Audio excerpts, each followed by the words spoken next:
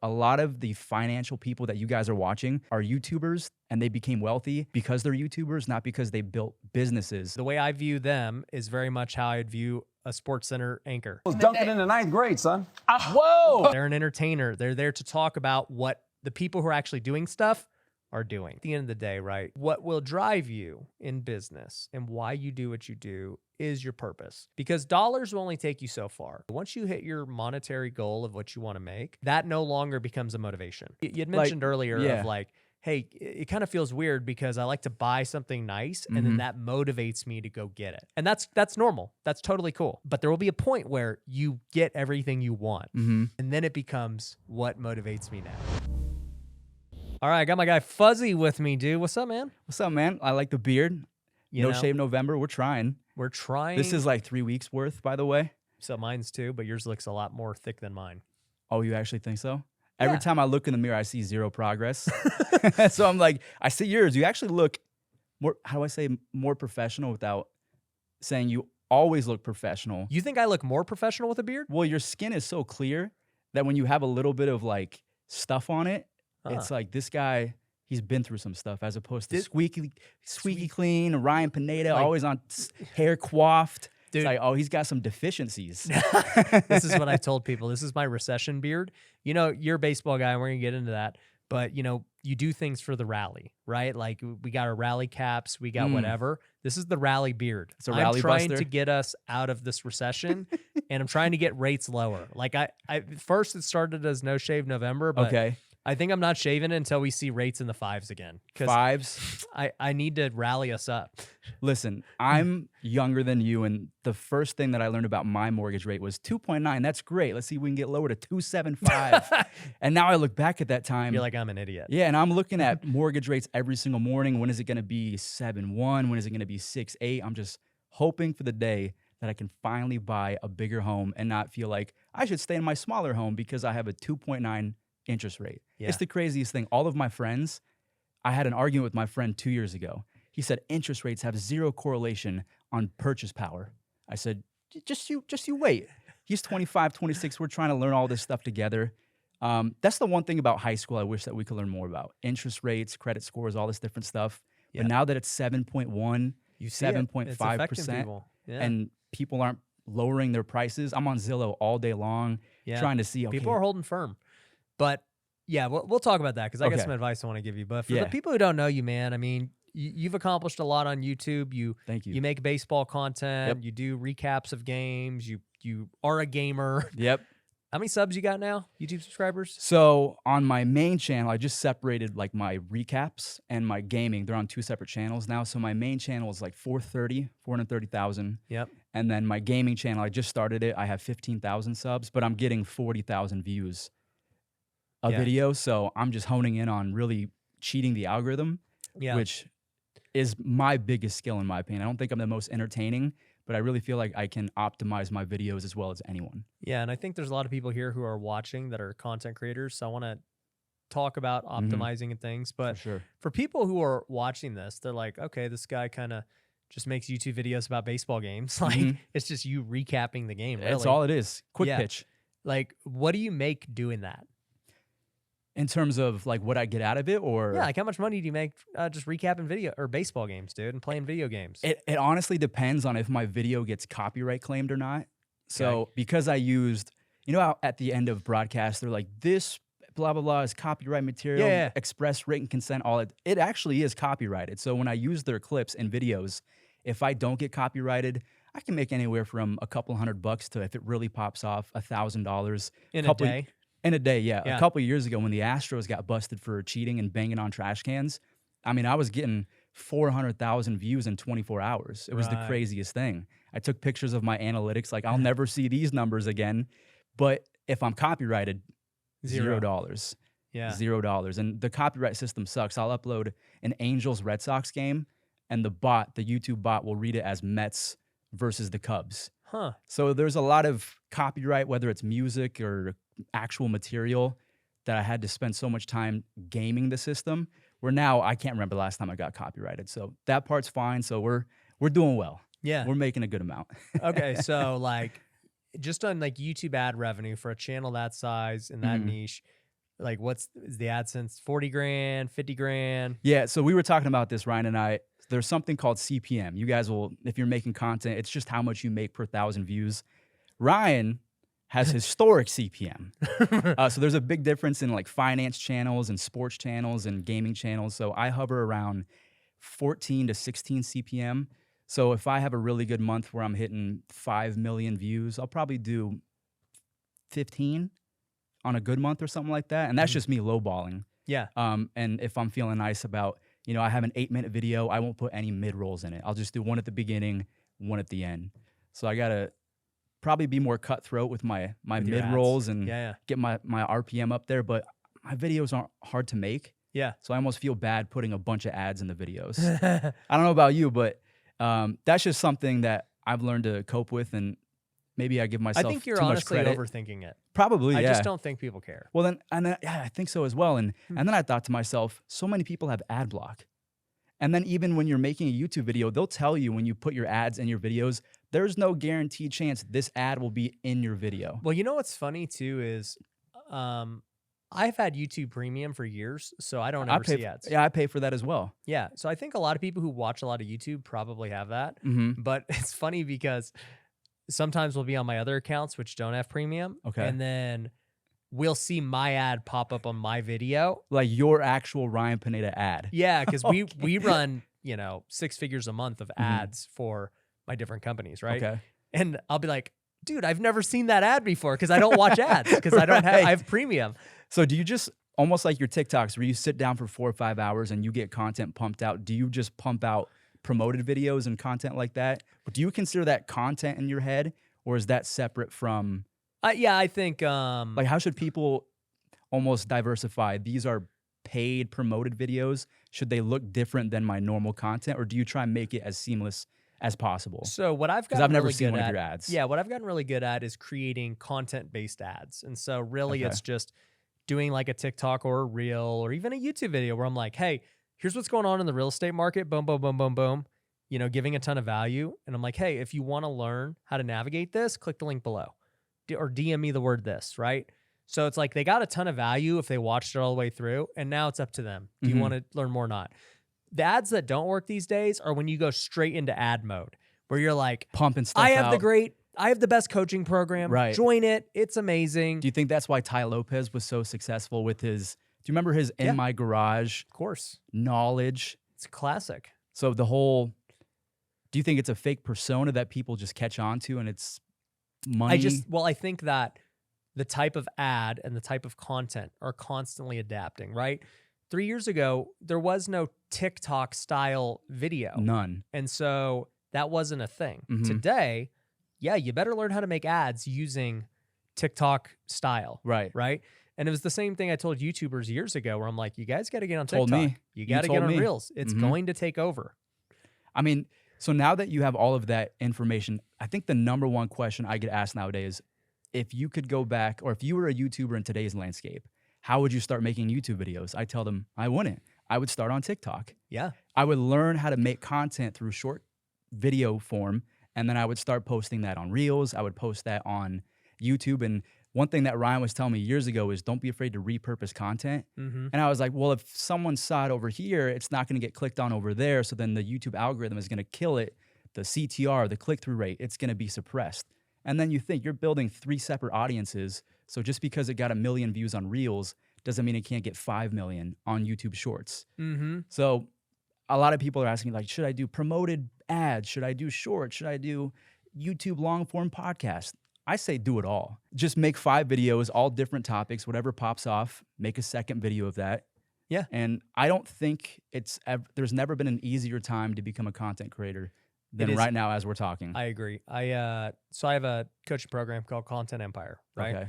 Anybody interested, it's contentempire.io. And so we teach entrepreneurs how to build their brand and create content and turn those views into dollars. Okay. That's our motto. And we literally just went through this today of like, okay, guys, let's talk about our schedule. Okay.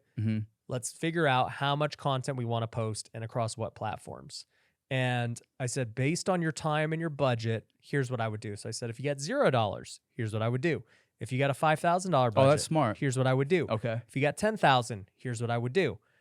And in both the 0 to 5,000 case, it's all short form.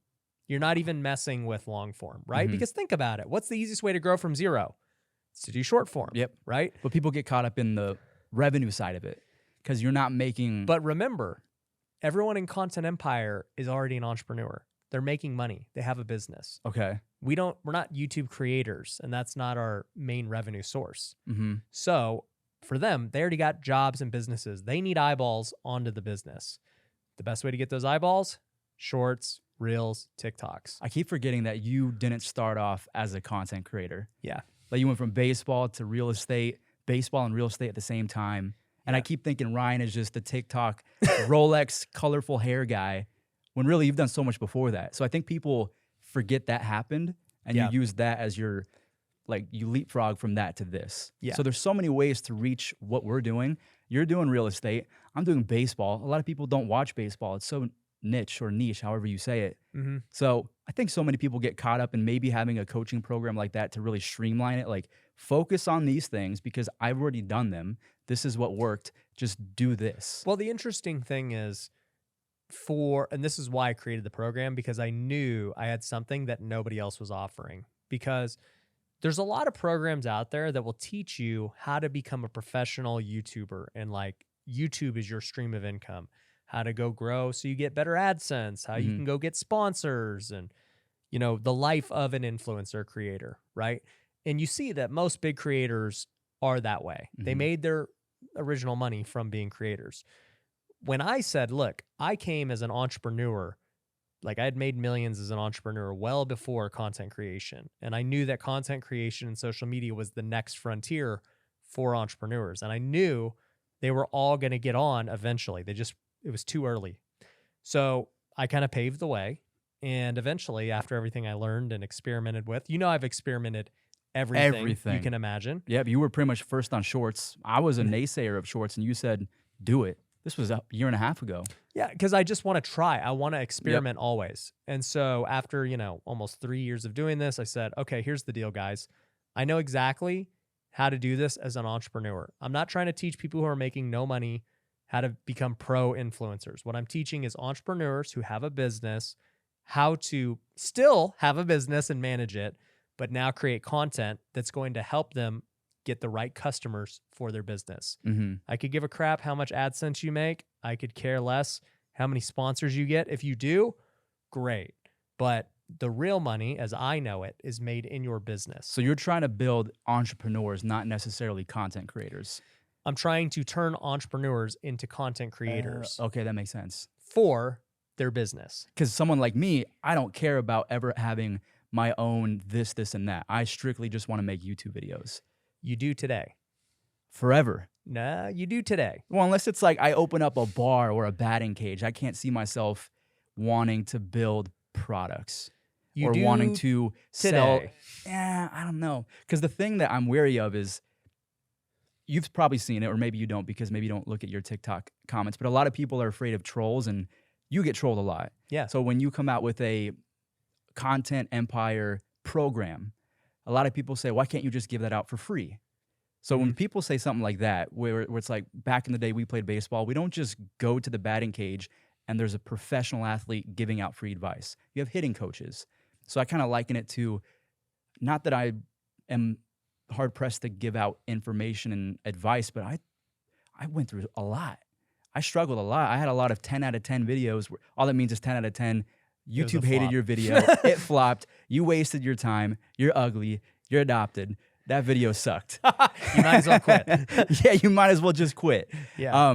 So for now that it's so streamlined of if you want to become a content creator, whether it's with your program or watching Mr. Beast do podcast, it's all kind of out there for you. Let's say that the people watching do end up becoming content creators. That becomes easy, making content. How do you deal with everything outside of that? Thinking about like the trolls and crap? The trolls, what's next? Because the three things... I think you're just, and we've talked about this, I think you're just too self-conscious of these people. No, I'm not anymore. Okay. And that's what so there's a streamlined process to make content. Yeah. How is there, because I see a lot of athletes dealing with it as well. They get drafted and they start responding to trolls. So when you're building your programs, do you bake in, okay, not only do you have to make content, but you have to hold yourself accountable and not respond to these people. I get what you're saying. You see what I'm saying? Because a lot of people miss that part of the process. It's all creating content. It's all building a business. Well, what if you mess everything up with one tweet? Yeah. So, a lot of people, it all just goes back to the beginning of the fear of making content, right? Because there's some kind of fear that's preventing them from doing it initially, right? They think they don't speak well on camera. Yeah. They think that they're boring. They're not good looking enough. Or like me, I go in circles. Sometimes I can't stay on, I go on tangents. So whatever the case is, right? They have some kind of false belief, right? And I always just tell them like, look, and actually one of the false beliefs they have is, well, what are my friends and family going to think of me if I start making these videos and put myself out there and talking about money I'm making or deals I'm doing? And I was like, guys, you know what I think?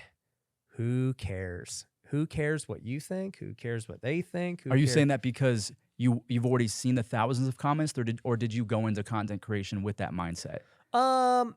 Honestly, I got used to it from playing baseball, right? Because you get booed, you have like it's the same thing. Fair point. Like I've gotten used to just people criticizing you. And so when I made videos, it was just natural of like, yeah, I mean, that's just comes with the process. Like you're gonna have haters, like, and as I grow bigger, there will be more haters, and I'm gonna have more drama and more lawsuits and more whatever. Like lawsuits.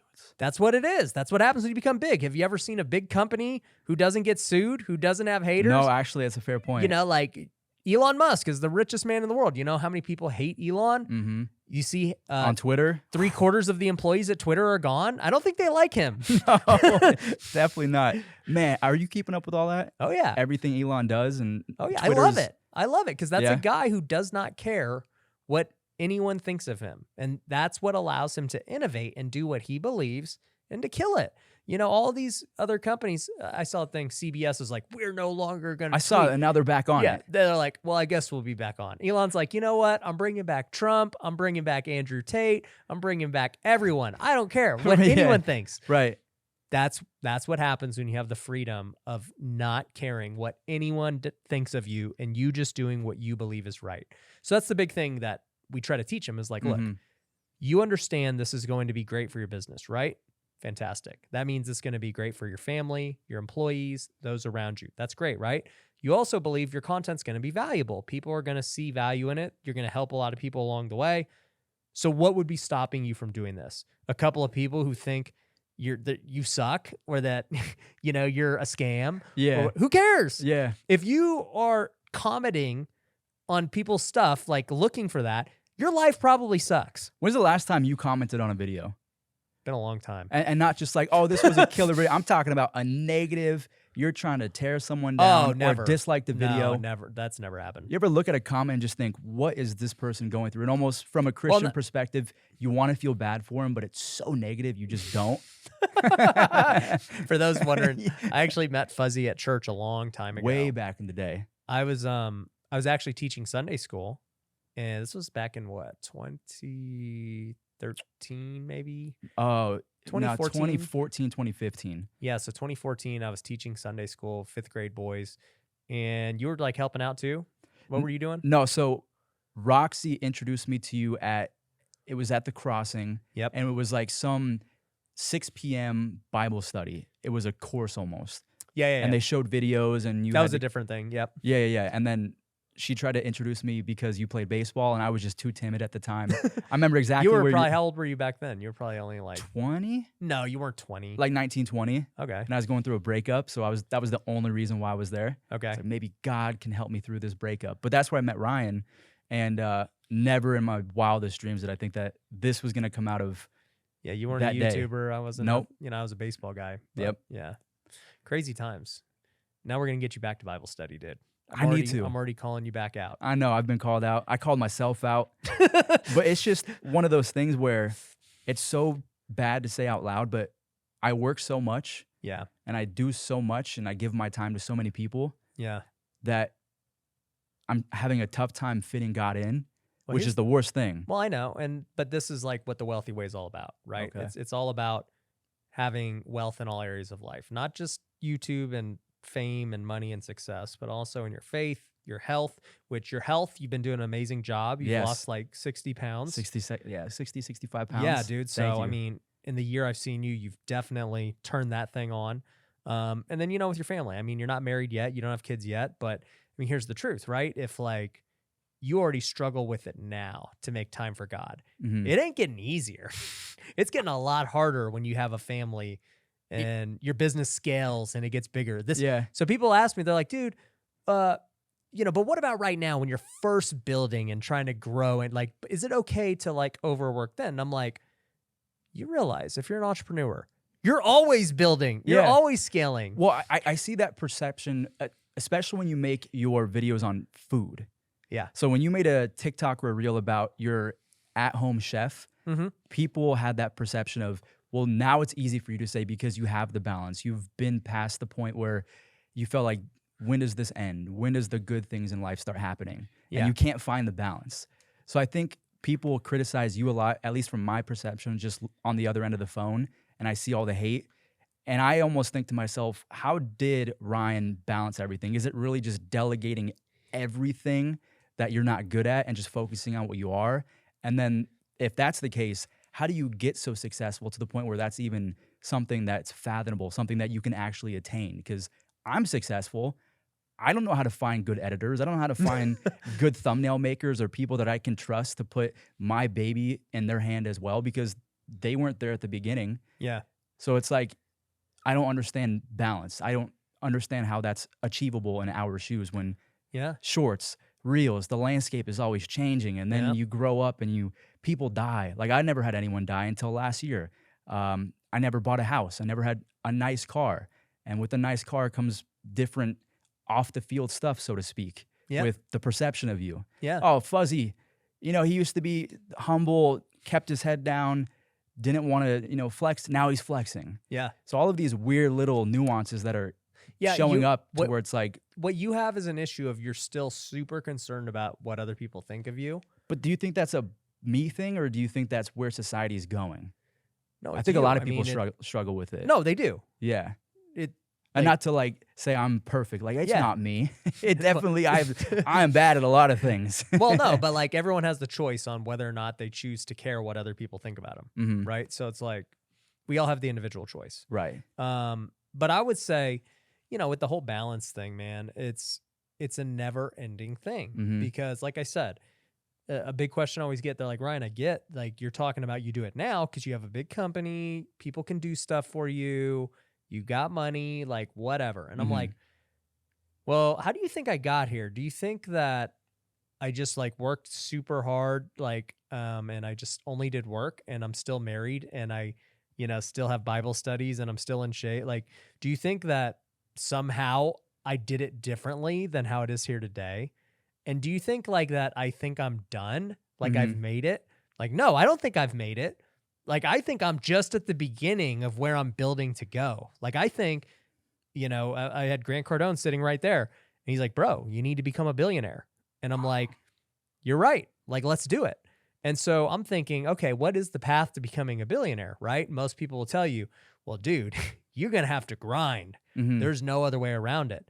And I'm like, well, we'll see. Yeah. Like, I'm going to go about it my way. Just like you have seen me with experimenting and doing everything. I'm like, I'm going to go about it my way and let's just see over time which way is better.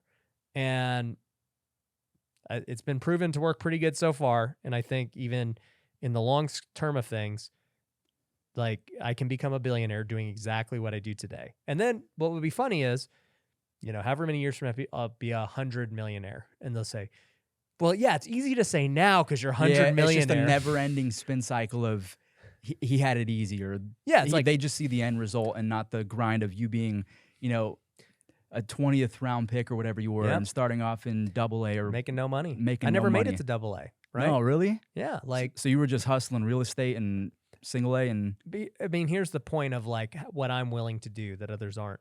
I played for 8 seasons of professional baseball. Let me just tell you guys, if you didn't play baseball, that sounds awful. I quit because I fell out of love with it. Did you love baseball after the 5th and 6th year? Like you still enjoy baseball? Yep. Out of pure love. I can't imagine. I've heard stories of players having to cook chicken in hot bathtubs because they I've can't done afford. everything you can imagine to survive while playing baseball. You know, it's actually funny you say that. I've seen comments where you don't explain I'm a former single A player. Yeah. You say I'm a former baseball player, and then they use that as a means to, when you say I have a home chef, oh, it's because he played baseball. It's like, no. Like, no, he was playing with the Rats for 8 years in single A. No offense, but Yeah, that it was. is a miserable experience. But tell me, how many people, I was making anywhere from $1,200 to $1,600 a month for 8 years, never even getting to AA. I got to high A, right? How many people would pursue a dream for 8 years doing that? Look at Michael Jordan. Yeah. He said, I'm done. I tapped out in AA after like 60 games because of the bus rides.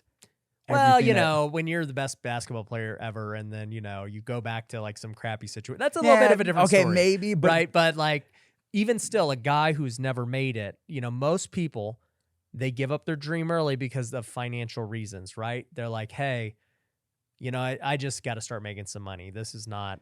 Well, what would you say about, we were talking about balance.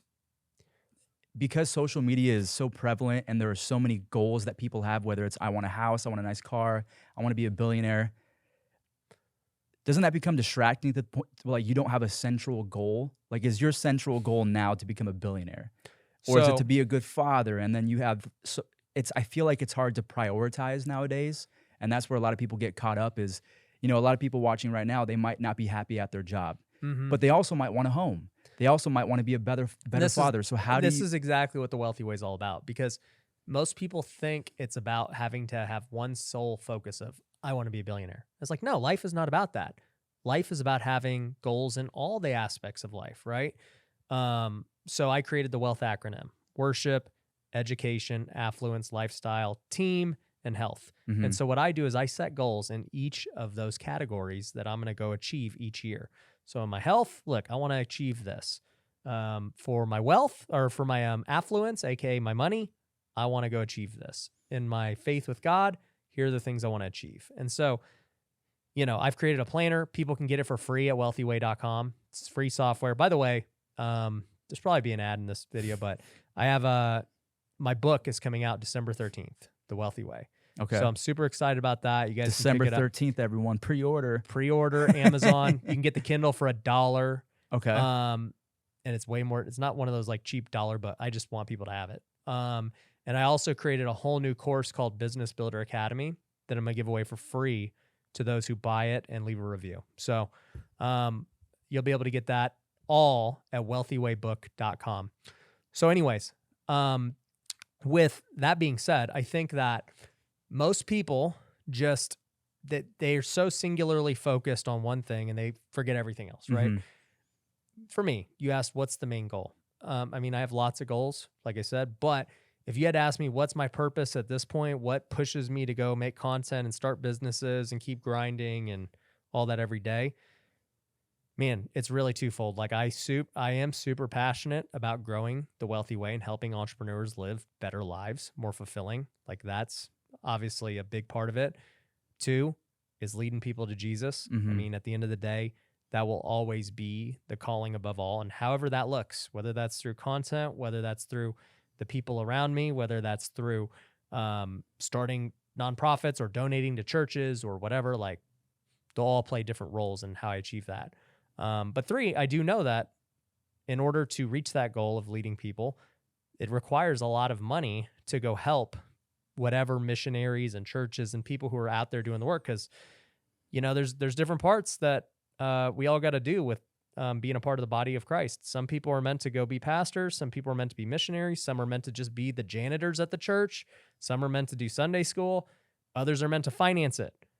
So like, if I have all of these abilities and talents, that's what I have to go do. Because if I don't do that and I just go retire and like chill on the beach and whatever, do you think that that's being obedient to like what God's called me to do? No. And the thing people don't realize, and this is why you'll never hear me talk about retirement and financial freedom, is that nowhere in the Bible does it ever say, go retire and chill. No. It says that nowhere. Something about being a good steward and being a good steward all of that your money. stuff, But right. also, too, you're going to basically fight the good fight until you're dead. Like you're always going to be fighting. Real quick, if you haven't heard, my book, The Wealthy Way, is coming out December 13th. I've been working on this book for years and I'm super excited about it, and I wanna have a massive launch and I need your help. So here's what we are going to do. You can actually pre-order the book on Amazon right now on the Kindle version. And the best part is that Kindle version is only gonna be 99 cents. Now this book is a lot more valuable than 99 cents, but I wanna get it in everyone's hands. So you can support by ordering it there right now. Now on December 13th, you can get access to the paperback, you can get access to the Audible and all that good stuff. But that's not all we're doing. If you want to really support and leave a review for the book, I'm actually going to be giving away a free course that I created called Business Builder Academy. This is teaching everyone how to start a business from start to scratch, how to figure out your branding, your products, sales, marketing, everything that I've done to start up all of my businesses. I've put into this academy, and I'm gonna give it to you completely free as long as you leave a review on Amazon. So think about it. You can go buy the book for $1, leave a review, and get a course worth thousands. So if you want to support and you wanna get access to that, go to wealthywaybook.com, okay? wealthywaybook.com. You'll be able to go pre-order it. You'll be able to submit proof of your review, and you're gonna get access to that course. So I appreciate all you guys. Let's have a huge launch for this book and change some lives. That's a lot. It's very counterintuitive to what everyone will tell you. But the thing about that, the word that I picked up on, you differentiated goals and purpose. Mm-hmm. A lot of people don't have a purpose. Yeah. And I think that's the number one struggle of, I want to do social media, I want to do all this, but what's the purpose? What are you trying to do? My purpose in life is, I think baseball used to be really cool. I still think it's cool. It's just not as cool. A lot of people want to play basketball.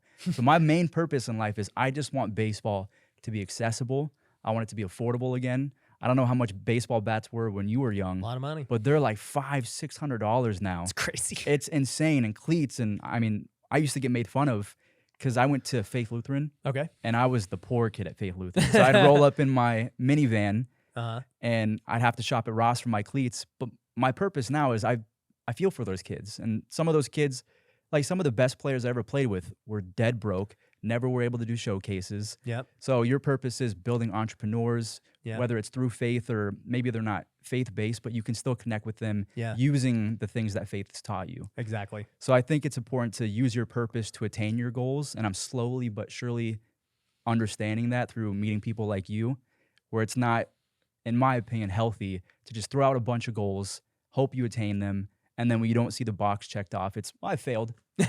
That's the worst. I don't know if you have. I think too, it's okay if you don't know your purpose right away. Like, I did not know years ago that this would be my purpose that I'm going down, right? Like when I first got on YouTube, it was like, hey, like I want to be known as like a top house flipper, and like people know they can go follow me for that. And how's that going, by the way? The whole housing market. Not to like super interrupt, but is that? We'll talk about the housing market after this. I wanted to make sure I asked you about that. Yeah, I'll finish up the purpose section of this. So going into it, my purpose wasn't, there was no wealthy way. There was none of that, right? Okay. It was like, yo, let me be the most known house flipper and teach people how to flip houses. That'll change their lives. It's going to be good for business. It's great. And I think I accomplished that pretty good. Well, from there, I kept getting asked, hey, dude, like, how are you living your life like that? Like, how do you manage all these businesses and do all this stuff? You do a lot. Yeah. And I'm like, well, there's a lot that goes into it. I do this, I do that. And I was like, I'm just going to create a framework for this. So I made a course, gave it away for free. You know, now we've written the book and we're building a mobile app and all that.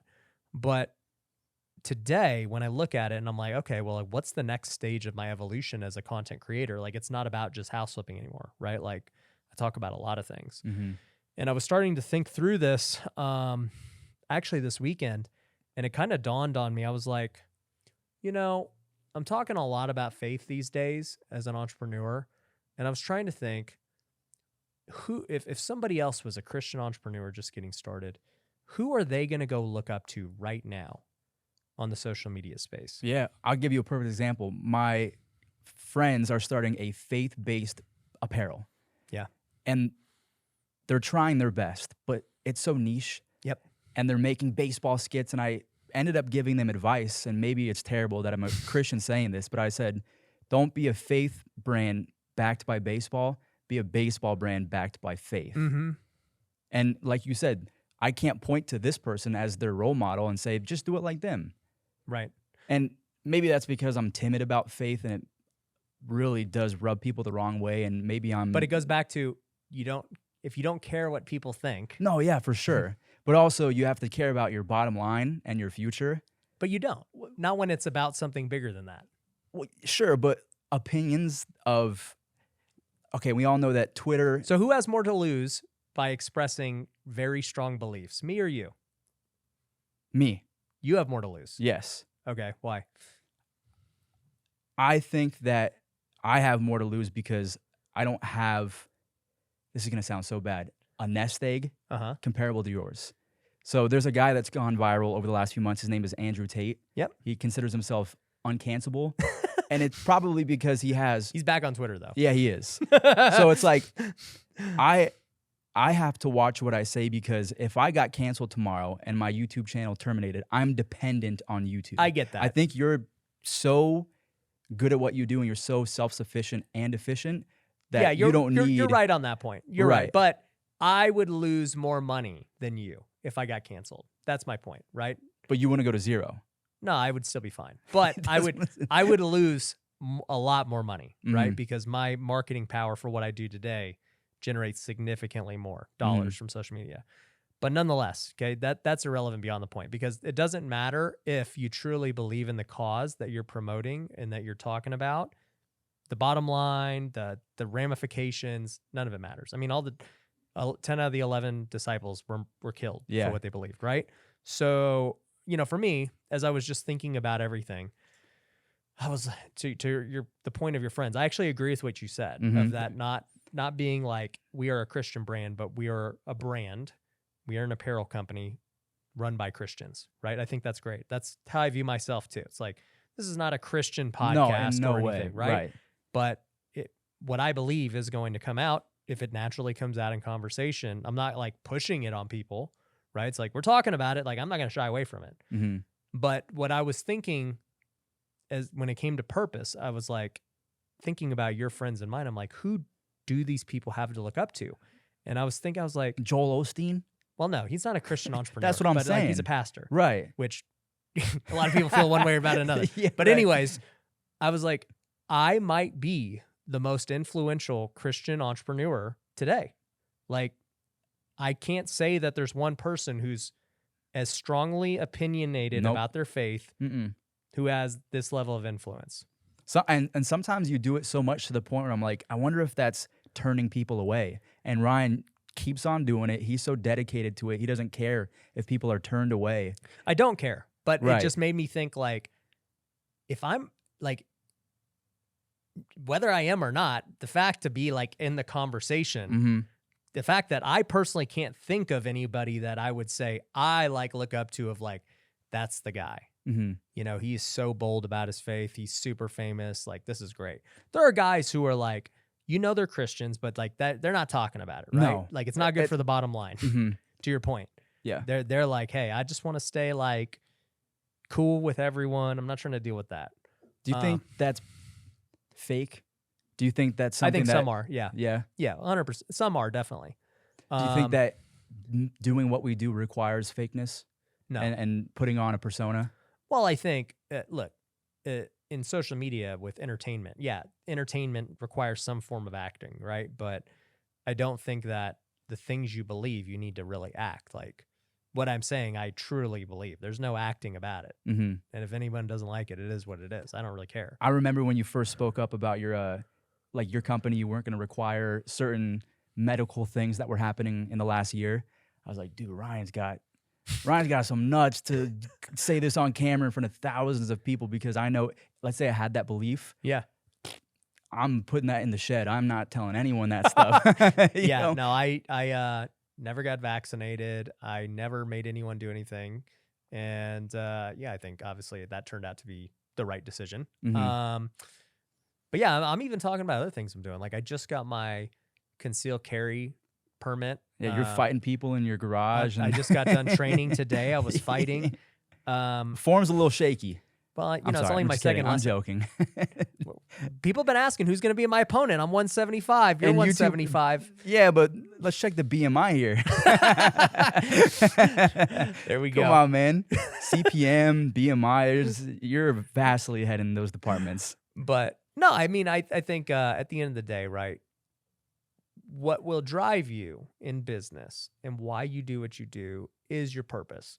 Because dollars will only take you so far. You know, at the end of the day, once you hit your monetary goal of what you want to make, that no longer becomes a motivation.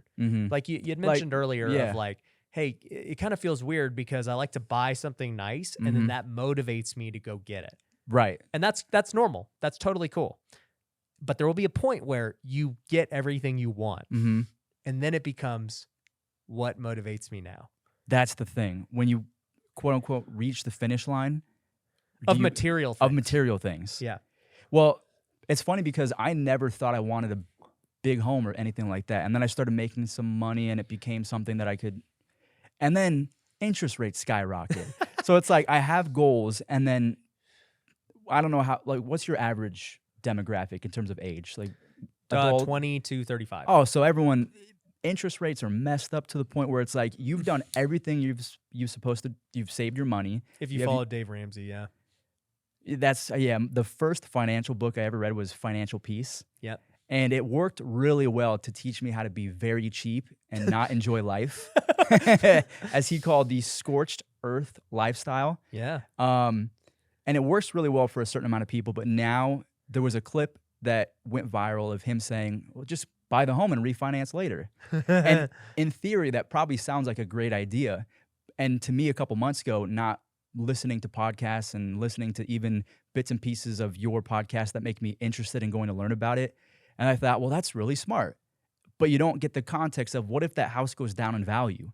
Right. So there are so many things that as everyone who's watching, we have to learn kind of on the fly from people like you. And that's where it becomes dangerous, where the whole FTX thing happened. I mean, people have been paid to promote that. Yeah. And they're starting to become a line in the sand of social media content creators and how much you can trust them with your money.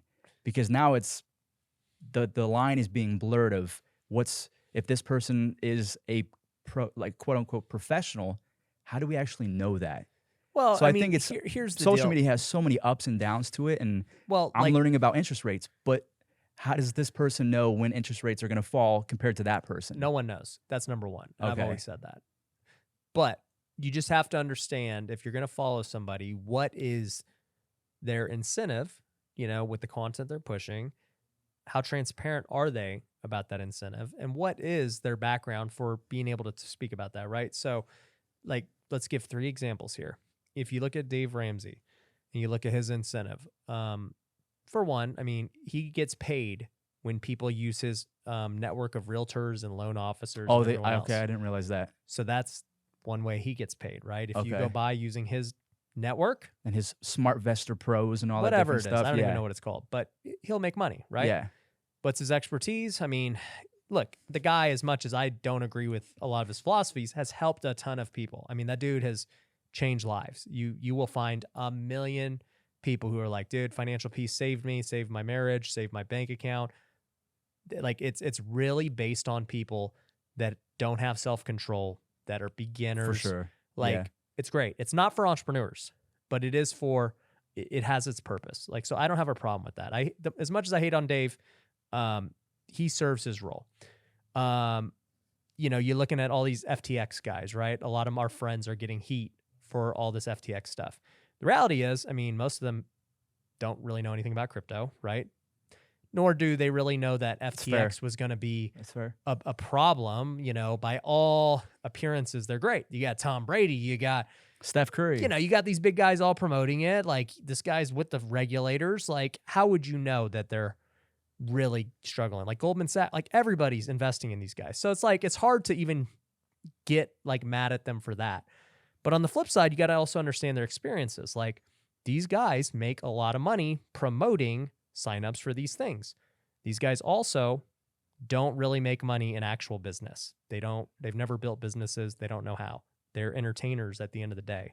So if you're looking at somebody who doesn't have business expertise giving you financial advice, yes, that's on you. That's actually a really good point, because that's when you first got started, because I think I have a good eye for talent. And when you first started talking about your businesses, I was like, that doesn't really exist, to the point where Ryan's already wealthy. Ryan's already been there, done that. He doesn't need YouTube to be a millionaire. Yeah. And then when I started thinking about that, it really made me rethink my subscriptions, who I'm subscribed to, who I should trust and who I shouldn't. And it really is not a facade per se, but a lot of the financial people that you guys are watching, this is coming from someone that is an outsider. I'm not in the finance world. A lot of the guys you put your trust in are YouTubers, and they became wealthy because they're YouTubers, not because they built businesses. And that's why I appreciate Ryan's perception and his perspective, and why I go to him a lot, because he's been there. He's built businesses. He's had shortcomings. The whole baseball thing, that's fine and dandy, but building businesses isn't easy. And I think that's why a lot of people gravitate towards you, because you do so many things off of YouTube, which makes you different on YouTube, if that makes sense. Yeah. You're not just like any YouTuber with like all the finance guys. It's all fire thumbnails and the world's crumbling this day, and then it's coming up the next day, and then cars are going to be cut in half because the market, there's so many annoying things about your specific demographic. Well, and this is the thing too, and this is why my I'm going to put you guys on blast. This is why my CPM is also 70. That's 70 is not normal, because guys. advertisers know people watching yes. like are very sophisticated. They're not falling for that drama bullcrap, Mm-hmm. right? So also too, there's nothing wrong with that. I ain't hating on anyone making money, no, doing for their sure. thing, right? So it just comes down to the way I view them is very much how I'd view a Sports Center anchor. Is like they're an entertainer. They're there to talk about what the people who are actually doing stuff are doing. Well, I'm no different. If someone goes to jail, that does so many. Like if a baseball player does something bad versus a baseball player hitting a home run, Yeah, I'm gonna post about the dude doing something bad every time, because that's. But what I'm saying is like the anchors are there to talk about what other people who are doing stuff are doing, right? Okay. The reason the most successful anchors are like retired athletes, because people respect them and their insight. It's like, dude, Charles Barkley is super entertaining. Yes, because but he's knowledgeable. you respect him JJ for what Redick. he's done, Mhm. right? In baseball, A-Rod's been doing great. You respect the heck out of A-Rod, despite what he's done, like, because he knows the game. Yes. You know, people hate on Stephen A because he's never done anything. Mm-hmm. Skip Right? Bayless. No one likes Skip. Nobody who's ever an athlete likes Skip Mm-hmm. because they're just entertainers. Right. And that's what a lot of these YouTubers are. They're entertainers. They've never actually been players. Whereas me, when I came into YouTube, I'm like, dude, I'm a player first and foremost. I run businesses. I know exactly how to do things. And so when I make content, I'll never make content about this is crashing. Like, I just literally give content about my own experiences. I'm like, hey, this is what I personally do right now in my business. This is what I do. This is my strategy right now that I'm going to go buy 100 homes with. Mm-hmm. This is what I'm doing. Or, you know, hey, I had a one-on-one with Grant Cardone. Let me tell you what I'm going to apply in my own life that really stood out to me. And so, Mhm. like, it's different content because it's where else you going to get it? And I think Draymond Green coined it new media. That's what they're calling it, new media. Professionals that are now understanding. Derek Jeter's he's finally on social media. Yeah. And it's all of these high IQ, whether it's a ex-athlete or a business person, they're finally understanding that social media is the next thing. And I'm learning so much from these people that I've always wanted to learn from, instead of a guy that got lucky because he made a video 8 years ago, it blew up, and then he built the following. And now he's just kind of clickbaiting articles that he saw. He's building off. That's the hard part for them because they have nothing original to talk about, right? It's like when you're relying on other people and their faults and experiences. That's why, like, you know, when I see a lot of these channels, just when it's always about hate and other people and how people fall, and, you know, like I look at them and I'm just like, well, bro, anybody, myself included, who's actually taking massive action, trying to do things, I'm gonna fail. And I'm gonna win the majority of time, but I'm going to fail a lot because I'm taking so much action. And guess what? Those guys are right there ready to snipe you the moment you fail. Always. Always. But then I look at it, I'm like, because you ain't got nothing going on with your life. Yeah, but I almost feel bad for those people. Like, I'm sure. Well, that's what I'm saying. I don't get mad about it. I'm just like, yeah, I mean, when you have nothing going on with your life Mhm. and you want, like, your career and life is dependent on kicking other people when they're down, despite how much success and things they've done, then what is there to say? Like, Yeah. I kind of don't like, I feel bad. Well, to speak to it, the last time that we spoke, I was overweight, very unhappy, and I don't respond to any hate anymore. Right. And during that time when we last spoke, I was responding to everyone. And it is funny that I always thought to myself, why are people so negative? And then I didn't like myself and I kind of hated myself. And I found myself being willing to be more negative. So that's probably something that I would want people to remember is if you're not happy with your certain circumstances, there are so many people out there that you don't even know or have to make contact with that can help you. Ryan's podcast, whether it's on TikTok or Reels, it's just a daily reminder that I can be better. I can make money. I can work out. I can have certain things. And I would just really urge you guys to broaden your horizons. And if you are someone that is spending your time on Twitter, TikTok, commenting useless things about this person's appearance, Ryan's hair, Fuzzy's weight on a video 8 months ago, it doesn't do you any good. Yeah. If anything, it just... Hey, let me say, I enjoy the hair comments. You guys can comment away. I don't think I would ever get used to that. I don't think I could because... Comment away in the algorithm. And are you... Because you did an experiment on what hair color gets the most views. Yeah. I've done red, purple, blue, green. You haven't done yellow? Yellow. I have. You have? It's turned blonde. Well, it wasn't meant to be yellow, but your hair will naturally start blonding over time. So yeah, I basically done them all. But if I had to guess, I thought that like green and purple performed the best. Green and purple. Just based off pure views? Based on money? No data at all. Based on me just like looking at it and saying, I think that performed pretty good. Dude, you know what's funny? I was watching a video of this guy who lost a ton of weight. And he made more money and got more views when he was fat. Look at Jonah Hill. Right. And he took offense. I don't know if you ever seen the clip where a reporter asked him, do you think that you're going to be as funny? He's like, what do you mean? He's like, do you think that you're going to be as funny when we were fat? And what's crazy is I made the most money and got the most views ever when I was overweight. Yeah. Responding to all of the hate. Yeah. So maybe I don't know what I'm doing. Maybe I should the algorithm just be a cynical, awful human. I feel like that's what gets the most clicks. There's so many ways to go about this job. When you're polarizing, you're gonna get a lot of clicks. I mean, that's why Andrew Tate just plays to it. I don't think Andrew Tate believes half the things he says, but no chance, dude. He just says it, right? Right. I mean, a lot of people do. Like the more polarizing you become, the more you're gonna get views and people commenting like, "There's no way that is crazy," and he's just laughing in the background like. These guys. So that's good news for everyone. Whether you're an asshole, can I curse on this one? Whatever. A-hole, or whether you're a Christian, I love Jeebus. I feel like there are so many ways to blow up and be a content creator. Yeah. It's really just starting. How many people have you talked to? I'm going to make a video. I'm going to learn this. I'm going to do a TikTok next week. Yeah, and then a year goes by and they haven't done one. A lot. But you asked me about the housing market, dude. Oh, man. So, I mean, you're looking at buying a house. You're scared of the rate, though. You're scared prices are going to go down. Yeah. That's the main fear. Well, for me, I'm perfectly happy. So I bought my house. It was close to $400,000 a couple years ago. I got a 2.99. Yeah. And at that point, I thought I got screwed because my other friends were getting 2.75. You have some ridiculous -7. Yeah. Or a really low interest rate. And now that it's in the 7.1s, and the first time I saw this house was probably end of July, and it was 1.5 at a 4% interest rate. I was like, I'm not going to do that. That's too much money. They're asking for too much because they bought it for $850, did renovations. Yeah. So they're asking for that's what the market was. You were probably selling houses in a couple days. Yep. And now it's to the point where that house is still on the market.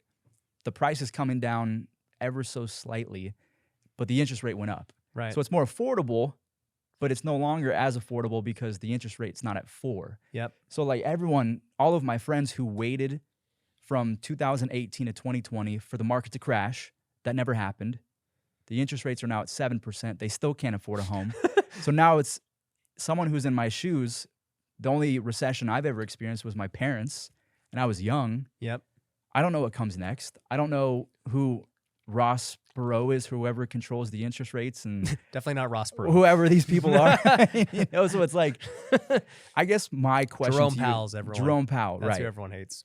So if you were in my shoes, someone that has done everything you were asked to do, you have a nest egg, you have a down payment, you wouldn't have PMI, you understand interest rates a little bit. Yep. When does this end? Do we look at treasury bonds? Do we look at the S&P 500? How do we start to feel comfortable with the doom of all of these clickbait finance YouTubers? It's over. The recession's here. Well, I mean, Why remember, invest? didn't we just say they don't really know what they're talking about? No, for sure. Okay, so that's number one. But when I don't know what I'm doing, Yeah. I Who go do to you someone. look to? I get yeah, it. I get it. So where do I turn to, Ryan? Man, it's tough because, for whatever way you're leaning is typically the content you'll find, right? If you're scared, you're going to go find content that's scary. Yeah, scary. And if you're optimistic, you're going to go find content that's optimistic. And for me, we actually never got back to me on like, what are my incentives? We did Dave, we did the YouTubers. Oh yeah. Let's so do like that. for me, if you look at it, you're like, well, of course he's going to say real estate's good. He sells real estate education, right?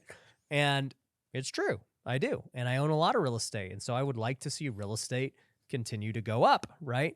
But I think when you kind of establish a track record of like literally like saying what you feel, whether it's going to hurt you or not, and which I think at this point people believe like what I say is what I mean. I think I've said it for the last like 4 to 6 months, and people who've watched have seen me say this. Like I moved into mainly wholesaling 4 to 6 months ago. And that's like buying the contract and then selling the contract. Yeah, so not having to take the risk of flipping it, Okay. right? Because I saw the market doing what it's doing, and I said, hey, I'm mainly switching to wholesaling, right? So if anyone listened to me, like it was the right move. I also said that I thought interest rates would be low by now. So I was wrong. Like threes? Just not Just 7. not 7, yeah. Yeah, like I thought at some point they were going to stop raising and lower them. And, they haven't. And, I've been wrong on that. And so when I look at it today, I guess the human side of me says like, well, okay, you had these midterms coming up and, that's past now, but I would think they'd want some good news for the midterms. And so that was my guess of like, they're going to start lowering for these elections to show people like whatever, right? Nope, they didn't do that. They kept raising. And so I basically told my students, I go, guys, I honestly have no idea what they're going to do. Like they could continue to raise them. They might lower them. I don't know. I was like, but what I can say is we should still get real estate deals because you can always win in real estate by getting a good deal. There's always good deals out there, right? We're still making money. Do we have flips we're going to lose a lot of money on? Yes. I did hear you say that recently. Like, Yeah. like sports bettors who only post their wins. Yeah. And then they lose their clients' money, but they don't post that. Yeah. At least you're self-aware and not a jerk to where you won't say, yeah, we're losing money on deals. Like we're Yeah. not even breaking even on some of them. Yeah. Like we're going to lose money on deals. We're going to make money on deals. You said that a couple days ago and I didn't tell you about it, but that was cool that you said that. Yeah. So like that's what's going to happen, right? And at the end of the day, all I can do is make my best bet on what I think is going to happen. So during COVID, I felt like that was going to blow over really fast. And so I kept buying properties while everyone was scared. And that was the right decision, right? Now I've said, I honestly have no idea, but to me, it's too risky to buy flips, okay, that are not like huge spreads. So if I'm going to buy a flip, I will still buy one. We are still buying, but I need a way bigger spread, mainly because there's less competition. I don't have to overpay for a flip anymore. And also too, if the market does continue to decline, which I don't see a crash. No, it'll be more of a steady decline or a flat line. That's what's going to happen. In that case, as long as I have a big spread, even if it's a steady decline, I'm still going to make money. So for me, I tell all the real estate investors, like if this is your career, doesn't mean you just go on vacation for the next 6 months and do nothing. Just look for really good deals, wholesale those if you can. If you want to take more risk and do a flip, you can do it, but just make sure it's a really safe deal. If you're buying rentals and you really like that property and the numbers make sense, and even with the high interest rate, it still pencils out, buy it because the price doesn't matter. Like you're holding it for a long time. Yeah, right. It's irrelevant. The only way you really get hurt in this market is flips. It's not really rentals, right? You're not going to get hurt wholesaling. You're not going to get hurt with rentals. You can really only get hurt buying a thin flip. So in the end, that's what I'm telling my students, okay? Now, what would I tell a guy like you Yeah. who is trying to buy one house, which a lot of people listening to this are doing? It's tough. Everyone's situation is different, right? There's no cut and dry answer to any situation, right? Because if somebody goes to me and they're not making a lot of money and they can't take as much risk or whatever, I'm gonna have different advice for them from somebody like you, where you're looking at buying a luxury home, right? And it's like, all right, well, here's the deal. I mean, you got a great home, you got a cheap rate, you could stay there. You're single, you have no reason for a mansion, right? So that being said, I'm not a guy who's like, don't buy the mansion. I would use it for content. Yeah. I'm like, hey, if you really want the mansion, right? Okay, give me the reasons you want it. Tell me the reasons. It has a basement. Okay. And in my head, I've always wanted to separate work and home. So I would think that having a basement would give me the perception that I've separated work from home. Instead of having to go spend $4 or $5 grand on an office, I just go downstairs, shut the door, and it's a whole new world. That's a great already like thing where you're like, well, either way, I'm going to spend $5 grand on an office. I might as well put it into a home I own, and it's easier for me. I'd enjoy it more. So already right there, to me, beyond just, because now you're not looking at it like a real estate deal, which is where other people would look and say, well, it's 1 point, what'd you say, 3? Yeah, 1.2. It's 1.2, 1.3, and they bought it for $850, renovated it. Yeah, they bought it for $850. They're probably gonna break even or make a little bit of money, whatever. But you're looking at it not as a real estate deal only. You're looking as a business deal too. So even if it were to, let's say you got it for 1.2, best case scenario, prices stay where they are, rates go down, and you're able to refi and get a better rate, and eventually prices will go up. Worst case scenario, prices go down because they keep raising rates, but your payment's going to be the same, because even if prices went down and the rate went up, your payment's still the same. But, you bought it for a higher price, right? So let's say worst case, it goes down to $1 million, right? And then it starts to recover thereafter and, whatever, right? You might be underwater on it for a little bit. You might not have gotten the best deal, but my guess is, as a YouTuber, you're going to have made far more than that equity from using it. So either way, even in the worst case scenario, you still win. Right. But if it was just someone buying, but like upgrading I said, a home. Everyone's situation's different. Because I was reading some stats, like the average. And that's the worst case scenario, by the way. What? Well, I just said, like, the worst that's worst case. Right. That's if everything I did just did not pan out. Yeah. But I read a stat where it's like 1.4 million people applied for real estate licenses, got it in 2022. 800,000 of them did not sell a home. House prices went up 40% over the last few years. So in my head, I'm thinking to myself, if I want a house that's 1.2, they bought it for 850.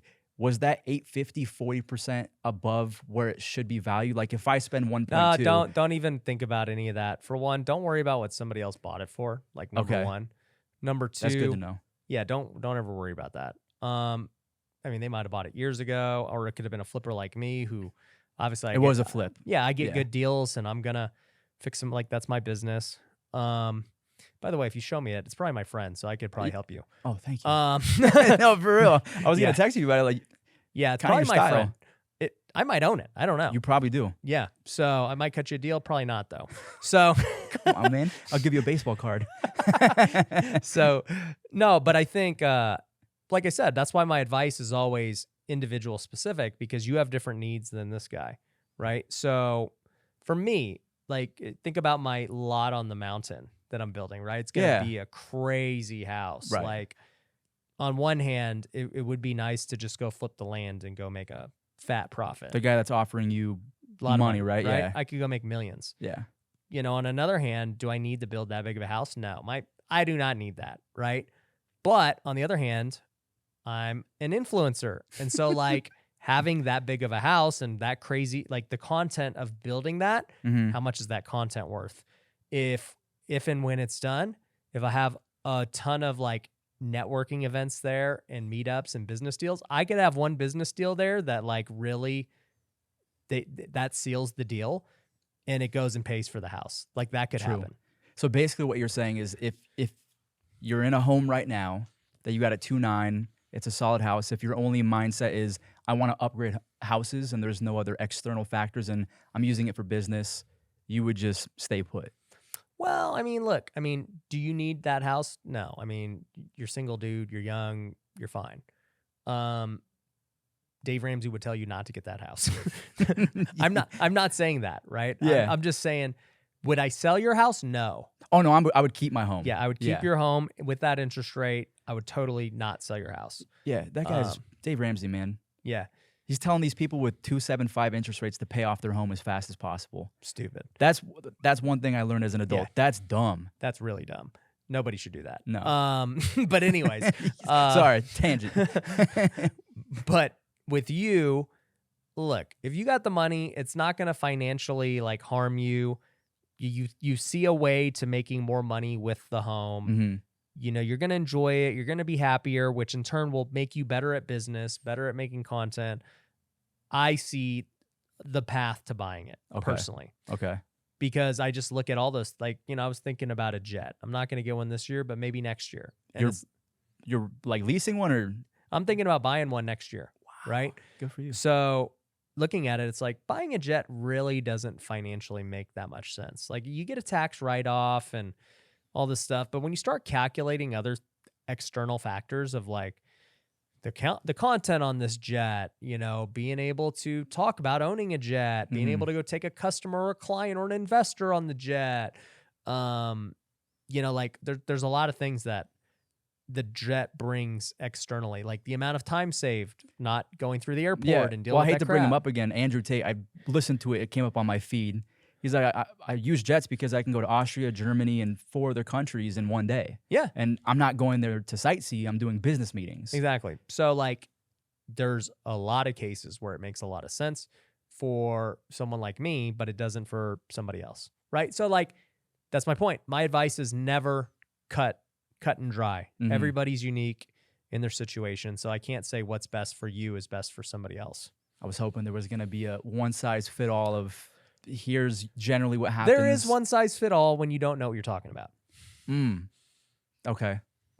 Yeah, I was hoping it was a easy, just wait it out. The market's always correct. Keep your money here. Time in beats timing, all that different stuff. But when it comes to housing, I don't know if we're heading towards a crash, a recession. But look, like I said, I mean, even if prices do decline in the scenario we're talking about, it still can make sense for you. Okay. Specifically. Okay. And if things I'm going to blame don't, you. Yeah, and if things don't and we're good, you're going to be happy you bought it. Right? Well, dude, it was good getting you on the show, man. Yep. Appreciate you coming out. Little perspective from someone who has no idea what they're doing, but kind of is trying to learn. So I appreciate you. No, you're crushing it, dude. I mean, Thank you. You're doing bigger things than I was doing at your age. So, dude, keep it up. Appreciate you, man. Thank you. Good luck to everyone out there. If you guys like baseball, check me out. It's just fuzzy. We'll link to Fuzzy down below. We'll see you guys later. Peace. Thanks for watching all the way through on this podcast. It means a lot to me. I've also done another interview that I think is going to be super helpful for you. So make sure you watch this one now coming up next.